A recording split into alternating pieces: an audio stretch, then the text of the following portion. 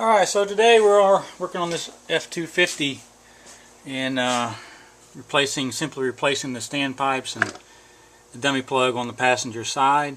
And to look at the part number for the kit, we got a kit for both sides here. Here's the parts we ordered from Towsley Ford off the internet. Good pricing with those guys, and there's your part number.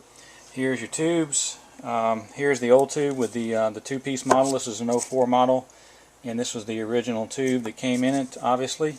And then here's your new tube. It's a one-piece deal, and has the Teflon washers here to stiffen up this D-ring to keep leaks from happening.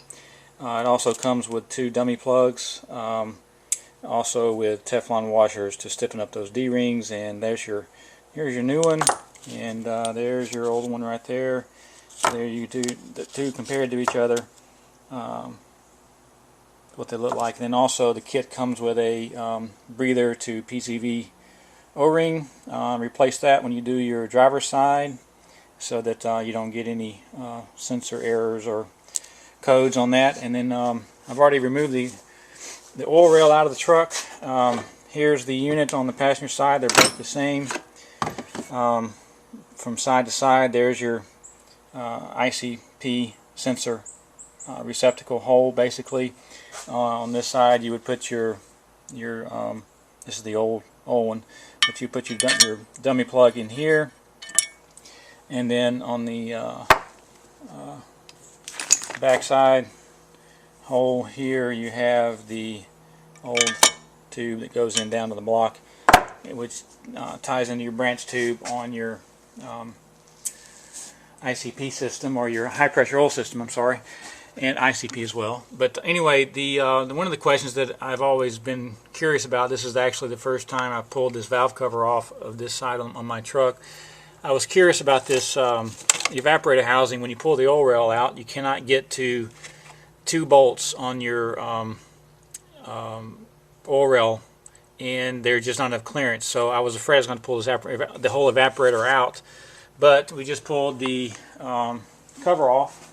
It took a little work, but here's the cover, and of course it goes in here like this, down in there. We got it out, pulled everything off the bolts. You'll see, I'll show you the bolt where they go. It would go in the truck like this. There's a hole there, hole there, hole there. Two on this side. There's also a couple on the top up here. There's holes in the back, and there's one right there. These I didn't know about until I had to pull off I pulled the heat shield off so I could see the other bolts. The other thing that I did was, just to make it easier, was to pull the fender liner out to get better access to the bolts that were underneath. That's a pretty easy job. There's the fender liner right there. And that's about it. The main thing is the torque values when you're putting it back in. I think it's, I haven't verified this yet, but it's 10 foot-pounds on the oil rail bolts, and it's 60 foot-pounds on the dummy plug and high pressure and the standpipe. All right, back to work.